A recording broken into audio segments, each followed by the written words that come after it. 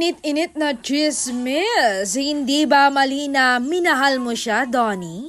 Yan ang hirit ng interviewer sa actor. Sabi niya, loving her was never a mistake. Saksi ang langit kung paano ako magmahal ng buo, totoo at walang alinlangan. I have no regrets for the love I give her. It was never a waste. Every part of it was real.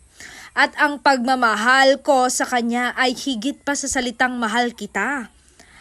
Ang tamang term sa pagmamahal ko sa kanya ay ang salitang mananatili ako sa kanya.